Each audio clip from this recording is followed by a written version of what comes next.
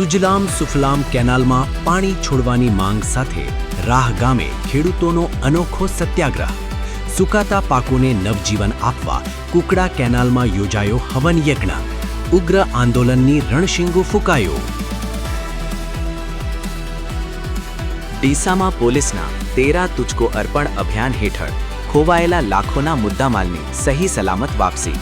પોલીસની ઉત્કૃષ્ટ કામગીરીથી નાગરિકોના ચહેરા ખીલી ઉઠ્યા. ખાખી પ્રત્યે લોકવિશ્વાસની સરવાણી ફૂટી.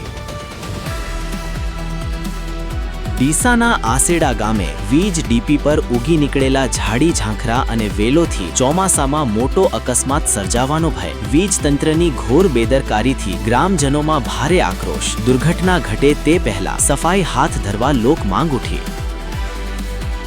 શ્રાવણના પ્રથમ સોમવારે થરાના ગ્વાળીનાથ મહાદેવ મંદિરમાં શિવલિંગ પર ગણેશજીની આકૃતિ ઉપસી આવી.